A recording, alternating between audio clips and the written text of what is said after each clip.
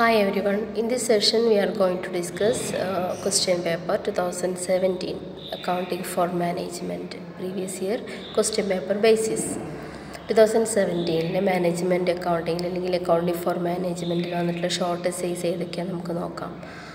First one, limitations of ratio analysis.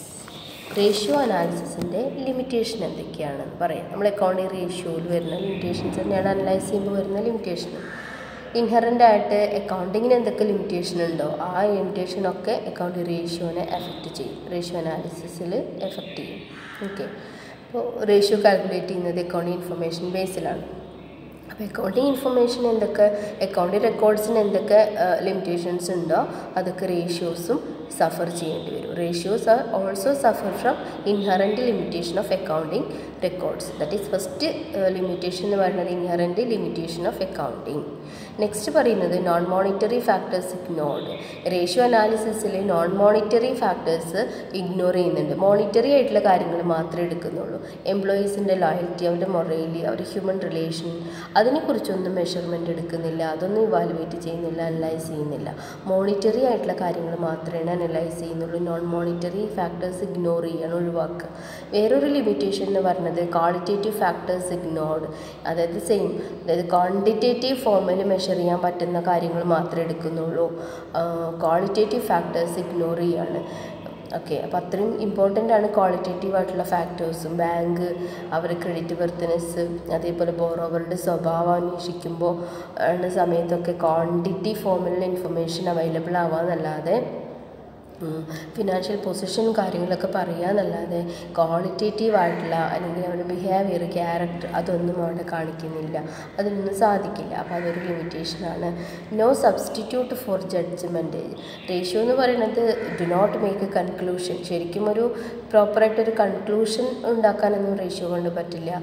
It is only technique for making judgement. Judge ചെയ്യാൻ ഉപയോഗിക്കുന്ന ഒരു technique മാത്രമാണ് ratio. It is not a substitute for judgement. ജഡ്ജ്മെൻറ്റിന് പകരമായിട്ട് use ചെയ്യാനൊന്നും പറ്റില്ല. ജസ്റ്റ് ജഡ്ജ്മെൻറ്റിലൊരു ടെക്നിക്കായിട്ട് യൂസ് ചെയ്യാം, അത്രയേ ഉള്ളൂ. Need for comparative analysis. Comparative അനാലിസിസിന് ഒരു സിംഗിൾ റേഷ്യോ കൊണ്ട് പോസിബിൾ അല്ല, not much helpful. Single ratio okay, അതായത് ഇവിടെ it is essential to calculate number of ratios while drawing conclusion if it is necessary to make comparative analysis of all the relating ratio. ഒരു conclusion ഉണ്ടാക്കണം, അല്ലെങ്കിൽ comparative analysis എല്ലാ ratio വെച്ച് comparative analysis ചെയ്യണമെങ്കിൽ അവിടെ number of ratios calculate ചെയ്യേണ്ടതായിട്ട് വരും. Lack of adequate standard അതൊരു ലിമിറ്റേഷനാണ്. Calculated ratio are to be compared with standard ratio. But unfortunately there is no well accepted standards. Ideal ratio അതാണ് ഇതാണെന്നൊക്കെ പറയുന്നുണ്ടെങ്കിൽ പോലും അതൊക്കെ വെൽ ആക്സെപ്റ്റഡ് ആയിട്ടുള്ള സ്റ്റാൻഡേർഡൊന്നും അല്ല. ഏകദേശം സ്റ്റാൻഡേർഡ് ഇത്ര പെർസെൻറ്റേജ് മുതൽ ഇത്ര പെർസെൻറ്റേജ് വരെ എന്നൊക്കെയാണ് ചില റേഷ്യോയിൽ സ്റ്റാൻഡേർഡ് പറയുന്നത്, ഐഡിയൽ ആയിട്ടുള്ള റേഷ്യോ പറയുമ്പോൾ. അതുകൊണ്ട് തന്നെ ഒരു കറക്റ്റായിട്ടൊരു സ്റ്റാൻഡേർഡ് ഇല്ലാത്തത് കൊണ്ട് ദിസ് മേക്സ് ഇൻ്റർപ്രിട്ടേഷൻ ഡിഫിക്കൽട്ടായി മാറാം. നെക്സ്റ്റ് ലിമിറ്റേഷൻ എന്ന് പറയുന്നത് വിൻഡോ ഡ്രസ്സിങ്ങാണ്. റേഷ്യോ അനാലിസിസിൻ്റെ വേറൊരു ലിമിറ്റേഷൻ.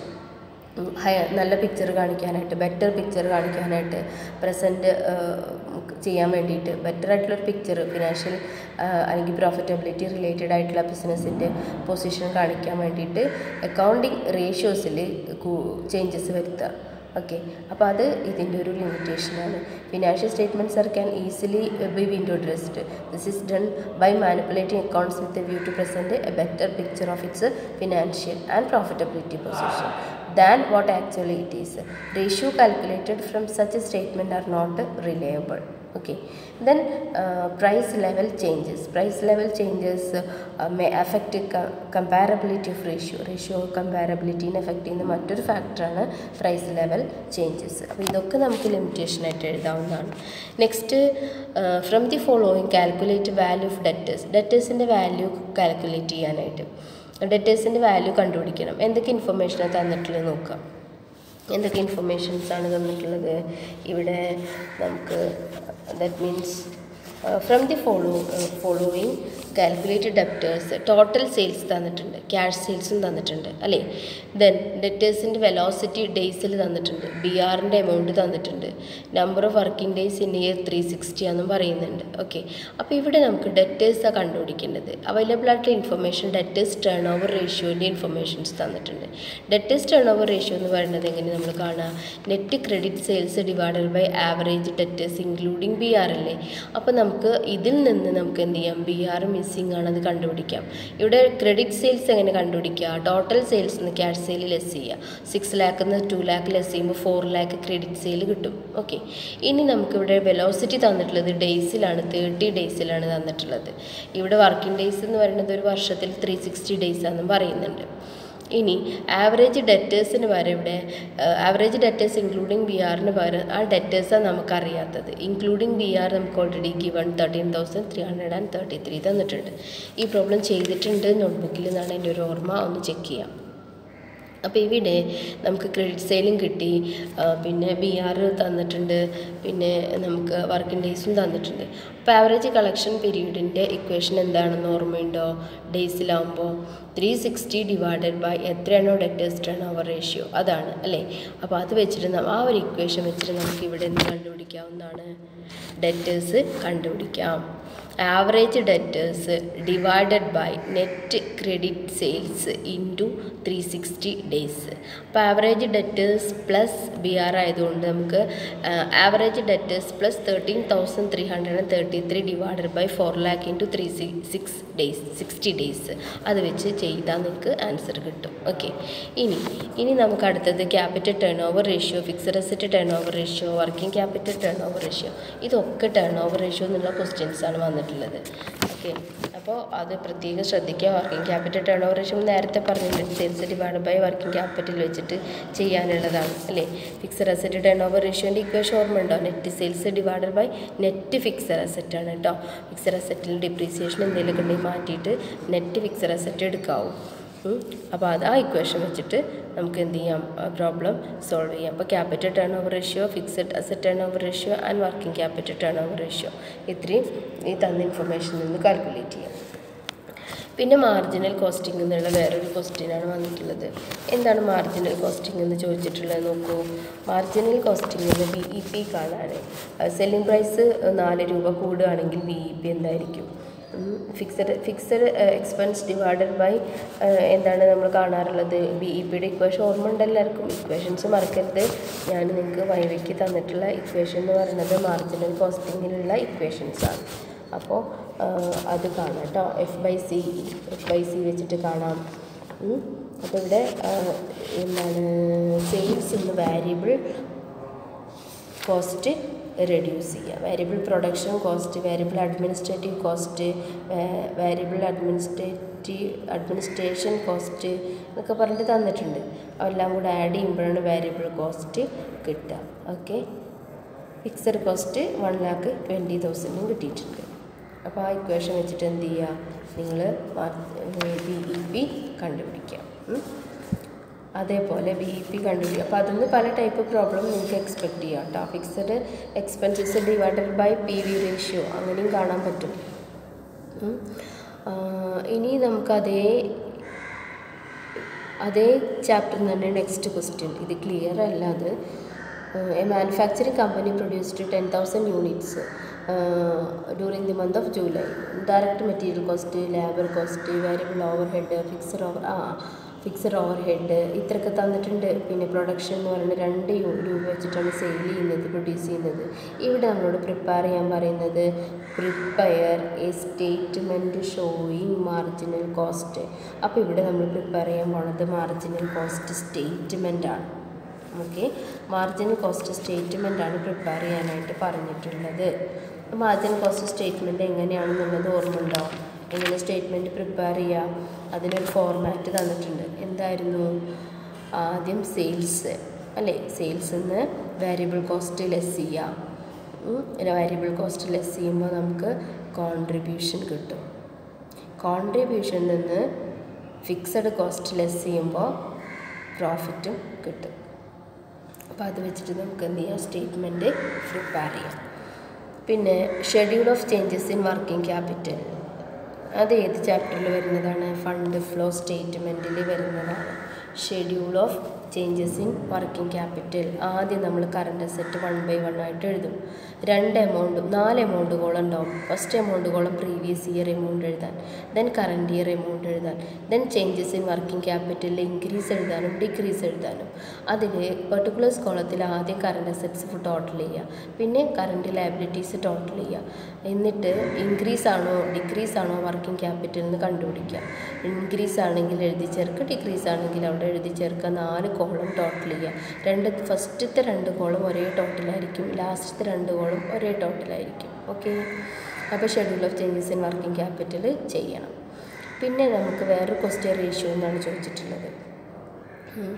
റേഷ്യോവിൽ നിന്നുള്ള മറ്റൊരു ക്വസ്റ്റ്യൻ എന്ന് പറയുന്നത് പ്രൈസ് ഏർണിംഗ് റേഷ്യോ കാണണം, ഏർണിംഗ് പെർ ഷെയർ കാണണം, EPS ഏർണിംഗ് പെർ ഷെയർ, ഒരു ഷെയറിന് നമ്മൾ എത്ര രൂപ ഏൺ ചെയ്തിട്ടുണ്ട്, ഏർണിംഗ് ഈൽഡ് റേഷ്യോ കാണണം, പ്രൈസ് ഏർണിംഗ് റേഷ്യോ കാണണം. ഇത്ര ഇൻഫർമേഷൻസ് കാണണം. അതിൽ നമുക്ക് പ്രോഫിറ്റ് ബിഫോർ ടാക്സ് ആണ് തന്നിട്ടുള്ളത്. അപ്പോൾ നമ്മൾ ആഫ്റ്റർ ടാക്സ് ആൻഡ് ഡിവിഡൻ്റാണ് EPS കാണാൻ എടുക്കേണ്ടത് കേട്ടോ. അപ്പോൾ ആദ്യം നമ്മൾ ഈ പ്രോഫിറ്റ് തന്നതിൽ നിന്ന് 60% ടാക്സ് പറയുന്നുണ്ടല്ലോ, കണ്ടോ? ഈ എമൗണ്ടിൽ നിന്ന് 60% ടാക്സ് ആദ്യം ലെസ് ചെയ്യുക. ആ ലെസ് ചെയ്തതിന് ശേഷം 9% ഡിവിഡൻറ്റ് ലെസ് ചെയ്യുക. ഓക്കെ, ഡിവിഡൻറ്റ് കാണുമ്പോൾ ഈ എമൗണ്ടിൻ്റെ മുകളിലാണ് കാണേണ്ടത് കേട്ടോ. ഏത് എമൗണ്ടിൻ്റെ മുകളിൽ?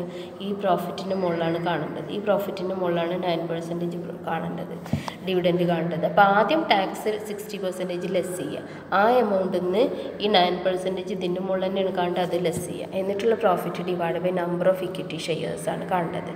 ഇവിടെ ഇക്വിറ്റി ഷെയർ 30 lakh എന്നാണ് പറയുന്നത്. അത് 100 രൂപയുടെ ആണോ 10 rupees-ൻ്റെ ആണോ എന്ന് ക്വസ്റ്റ്യനിൽ പറയുന്നില്ല. മേ ബി ഇതിനകത്തൊരു മിസ്റ്റേക്ക് ആയിരിക്കാം. ഓക്കെ, അപ്പോൾ എത്ര നമ്പർ എന്ന് പറയുന്നില്ല. 100 ഈച്ച് ആണെന്നുണ്ടെങ്കിൽ ഡിവൈഡ് ചെയ്തിട്ട് ആ നമ്പർ മാത്രമേ എടുക്കാവൂ. ക്വസ്റ്റ്യനിൽ എന്തോ മിസ്റ്റേക്ക് ഉണ്ട്. അതേപോലെ ഇതിൽ മാർക്കറ്റ് പ്രൈസ് തന്നിട്ടില്ല. അപ്പോൾ നമുക്കത് അടുത്ത റേഷ്യോ കാണാനും ബുദ്ധിമുട്ടാണ്. പ്രൈസ് ഏർണിംഗ് റേഷ്യോ പറയുമ്പോൾ equation market price per share divided by earning per share ആണ്. EPS കണ്ടു കഴിഞ്ഞാൽ പിന്നെ മാർക്കറ്റ് പ്രൈസ് കൊണ്ട് ഡിവൈഡ് ചെയ്യല്ലേ ചെയ്യുക. മാർക്കറ്റ് പ്രൈസും ഇതിൽ കാണുന്നില്ല. അപ്പോൾ അതിനകത്ത് എന്തോ മിസ്റ്റേക്ക് ഉണ്ട്. അപ്പോൾ എന്തായാലും മാർക്കറ്റ് ടെസ്റ്റ് റേഷ്യോ ജസ്റ്റ് ഒന്ന് റീഡ് ചെയ്യുക, ക്വസ്റ്റ്യൻ വരാം. Next, what are the merits of marginal costing? Marginal കോസ്റ്റിങ്ങിൻ്റെ മെറിറ്റാണ് ചോദിച്ചിട്ടുള്ളത്. അതായത് അഡ്വാൻറ്റേജ്, ഇമ്പോർട്ടൻസ്, അതൊക്കെ നമുക്ക് എഴുതാം. എന്തൊക്കെ മെറിറ്റാണ്? ഈസി ആൻഡ് സിമ്പിൾ എന്ന് പറയാം അല്ലേ? Simple to understand and easy to calculate. Apportionment, fixed കോസ്റ്റിൻ്റെ അപ്പോർഷൻമെൻറ്റ്, അങ്ങനത്തെ പ്രശ്നങ്ങളൊന്നും വരുന്നില്ല. പിന്നെ വാല്യുവേഷൻ ഓഫ് സ്റ്റോക്ക് സിമ്പിളാണ്, കാരണം valued easily. This is because stock is valued on the basis of marginal cost. അപ്പോൾ അതുകൊണ്ട് അതും വലിയ പ്രശ്നമുള്ള കാര്യമില്ല.